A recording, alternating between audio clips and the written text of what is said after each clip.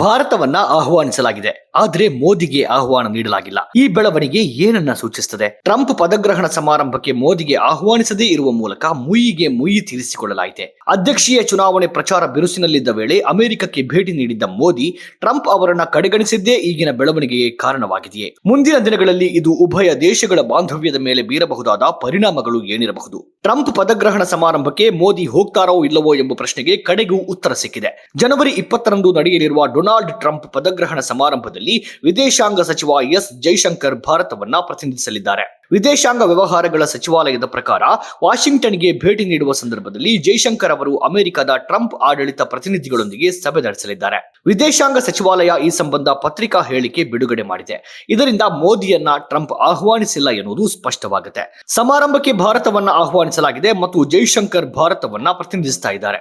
ಸಮಾರಂಭಕ್ಕೆ ಭಾರತದ ನಿಯೋಗ ಹೋಗಲಿದೆ, ಮೋದಿಗೆ ಆಹ್ವಾನಿಸಲಾಗಿಲ್ಲ.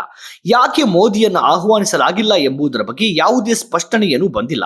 ಆ ಪ್ರಶ್ನೆಯ ಬಗ್ಗೆ ಯಾವುದೇ ಉತ್ತರ ಸಿಕ್ಕಿಲ್ಲ. ಈ ಬಗ್ಗೆ ಬಿಜೆಪಿ ನಾಯಕ ಸುಬ್ರಮಣಿಯನ್ ಸ್ವಾಮಿ ಲೇವಡಿ ಮಾಡಿದ್ದಾರೆ.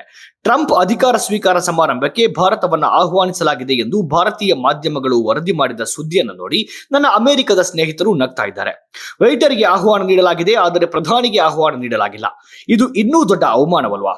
ಇದನ್ನು ಒಪ್ಪಿಕೊಂಡಿದ್ದಕ್ಕಾಗಿ ವೇಟರ್ ಅನ್ನ ವಜಾಗೊಳಿಸಿ ಎಂದು ಸುಬ್ರಮಣ್ಯನ್ ಸ್ವಾಮಿ ಟ್ವೀಟ್ ನಲ್ಲಿ ಹೇಳಿದ್ದಾರೆ.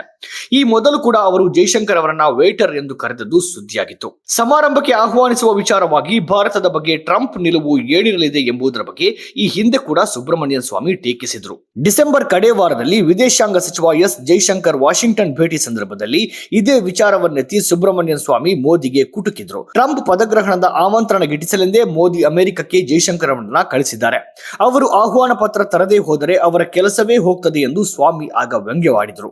ಸದ್ಯಕ್ಕೆ ಡೊನಾಲ್ಡ್ ಟ್ರಂಪ್ ಅವರು ಮೋದಿಯನ್ನ ಆಹ್ವಾನಿಸುವ ಮೂಡ್ ನಲ್ಲಿ ಇಲ್ಲ ಎಂತಲೂ ಸ್ವಾಮಿ ಹೇಳಿದರು. ಕಳೆದ ವರ್ಷ ಟ್ರಂಪ್ ಅವರ ಆಹ್ವಾನವನ್ನ ತಿರಸ್ಕರಿಸಿರುವುದಾಗಿ ಘೋಷಿಸಿದಾಗ ಅವರನ್ನ ಮೋದಿ ಹಗುರವಾಗಿ ತೆಗೆದುಕೊಂಡಿದ್ದರು ಎಂಬುದನ್ನ ಸ್ವಾಮಿ ನೆನಪಿಸಿದರು. ಈಗ ಮತ್ತೊಮ್ಮೆ ಅವರು ತಮ್ಮದೇ ಆದ ರೀತಿಯಲ್ಲಿ ಟೀಕೆ ಮಾಡಿದ್ದಾರೆ.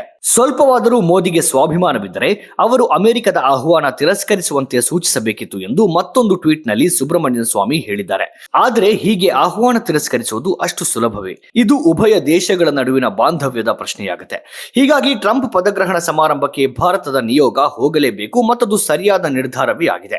ಆದರೆ ಸುಬ್ರಮಣ್ಯನ್ ಸ್ವಾಮಿ ಈ ನಿರ್ಧಾರವನ್ನ ಟೀಕಿಸಿದ್ದಾರೆ. ಮೋದಿ ಮತ್ತು ಟ್ರಂಪ್ ನಡುವಿನ ವೈಯಕ್ತಿಕ ಸಂಬಂಧ ಬಿಗಡಾಯಿಸಿದೆಯೇ ಎಂಬ ಪ್ರಶ್ನೆ ಇದ್ರೂ ಉಭಯ ದೇಶಗಳ ನಡುವಿನ ಬಾಂಧವ್ಯದ ಪ್ರಶ್ನೆ ಇದನ್ನು ಮೀರಿದ್ದಾಗಿದೆ. ಆದರೆ ಪ್ರಶ್ನೆ ಮೋದಿಯನ್ನ ಯಾಕೆ ಆಹ್ವಾನಿಸಲಾಗಿಲ್ಲ ಎಂಬುದು. ಪರಿಣಿತರು ಹೇಳುವ ಪ್ರಕಾರ ಕಳೆದ ಬಾರಿ ಮೋದಿ ಅಮೆರಿಕಕ್ಕೆ ಹೋದರೂ ಟ್ರಂಪ್ ಅವರನ್ನ ಭೇಟಿಯಾಗದೇ ಇದ್ದದ್ದು ಸಂಬಂಧದಲ್ಲಿ ಒಡಕು ಮೂಡಿಸಿದ್ದು ಮೋದಿಗೆ ಟ್ರಂಪ್ ಆಹ್ವಾನ ತಪ್ಪಿಸಲು ಅದೇ ಕಾರಣ. 2024ರಲ್ಲಿ ಜೋ ಬೈಡನ್ ಅಧ್ಯಕ್ಷತೆಯಲ್ಲಿ ನಡೆದ ಕೊನೆಯ ಕ್ವಾಡ್ ಶೃಂಗಸಭೆಯಲ್ಲಿ ಮೋದಿ ಭಾಗವಹಿಸುವ ಮೊದಲು ಅವರು ತಮ್ಮನ್ನ ಭೇಟಿಯಾಗ್ತಾರೆ ಎಂದೇ ಟ್ರಂಪ್ ಹೇಳಿದ್ರು. ಆದ್ರೆ ಇಬ್ಬರು ಭೇಟಿಯಾಗಿರಲಿಲ್ಲ. ಮೋದಿ ಅವರ ವಿದೇಶಾಂಗ ನೀತಿ ತಜ್ಞರು ಅವರಿಗೆ ಹಾಗೆ ಸಲಹೆ ನೀಡಿದ್ರ. ಟ್ರಂಪ್ ವಿರುದ್ಧ ಎಲ್ಲಾ ನ್ಯಾಯಾಲಯದ ಪ್ರಕರಣಗಳು ದಾಖಲಾಗಿರುವುದರಿಂದ ಗೆಲ್ಲುವ ಸಾಧ್ಯತೆ ಕಡಿಮೆ ಎಂದು ಲೆಕ್ಕಾಚಾರ ಹಾಕಲಾಗಿತ್ತ. ಇಂಥ ಅನುಮಾನಗಳು ಆಗ ಹರಿದಾಡಿದ್ದವು. ಟ್ರಂಪ್ ಮತ್ತು ಕಮಲಾ ಹ್ಯಾರಿಸ್ ಇಬ್ಬರನ್ನು ಭೇಟಿಯಾಗಲು ವಿದೇಶಾಂಗ ನೀತಿ ತಜ್ಞರು ಮೋದಿಗೆ ಸಲಹೆ ನೀಡಬಹುದಿತ್ತಲ್ವೇ? ಇದು ಉದ್ದೇಶಪೂರ್ವಕವಾಗಿ ಆಗಿದೆಯೇ ಎಂಬ ಪ್ರಶ್ನೆಗಳು ಎದ್ದಿದ್ದವು. ಚುನಾವಣೆಯಲ್ಲಿ ಗೆದ್ದ ಟ್ರಂಪ್ ಅವರನ್ನ ಮೋದಿ ಅಭಿನಂದಿಸಿದ್ರು. ಅವರು ತಮ್ಮನ್ನ ಕಡೆಗಣಿಸಿದ್ದರೆಂಬುದನ್ನ ಟ್ರಂಪ್ ಗಂಭೀರವಾಗಿ ತೆಗೆದುಕೊಳ್ಳುವ ಸಾಧ್ಯತೆಯ ಬಗ್ಗೆಯೂ ಆಗ ಮಾತುಗಳಿದ್ದವು. ಇಷ್ಟಾದ ಮೇಲೆ ಟ್ರಂಪ್ ಪ್ರಮಾಣ ವಚನ ಸ್ವೀಕಾರಕ್ಕೆ ಮೋದಿಯನ್ನ ಆಹ್ವಾನಿಸಲಾಗುತ್ತದೆಯೇ ಎಂಬ ಊಹಾಪೋಹಗಳು ಆಗ ಹರಿದಾಡಿದವು. ಹಿಂದೆ ಟ್ರಂಪ್ ಪರವಾಗಿ ಅಮೆರಿಕದ ನೆಲದಲ್ಲಿ ನಿಂತು ಮೋದಿ ವೋಟ್ ಕೇಳಿದ್ರು. ಅಬ್ ಕಿ ಬಾರ್ ಟ್ರಂಪ್ ಸರ್ಕಾರ ಅಂತ ಹೇಳಿದ್ರು. ಕಡೆಗೆ ಟ್ರಂಪ್ ಸೋತಾಗ ಅದರ ನಷ್ಟವನ್ನ ಭಾರತ ಎದುರಿಸಬೇಕಾಗಿ ಬಂದಿತ್ತು. ಅಬ್ ಕಿ ಬಾರ್ ಟ್ರಂಪ್ ಸರ್ಕಾರ ಎಂದು ಆಗ ಎಂಥ ತಪ್ಪನ್ನ ಮಾಡಿದ್ರು ಅಂಥದ್ದೇ ತಪ್ಪನ್ನ ಮೋದಿ ಈ ಬಾರಿ ಟ್ರಂಪ್ ಅನ್ನ ಪೂರ್ತಿ ಕಡೆಗಣಿಸುವುದರ ಮೂಲಕ ಮಾಡಿದ್ರು. ಈಗ ಭಾರತವನ್ನ ಅಮೆರಿಕ ಔಪಚಾರಿಕವಾಗಿ ಆಹ್ವಾನಿಸಿದೆ. ಆದರೆ ಮೋದಿ ಅವರನ್ನ ಕಡೆಗಣಿಸುವ ಟ್ರಂಪ್ ಉದ್ದೇಶವು ಸಾಧಿತವಾಗಿದೆ.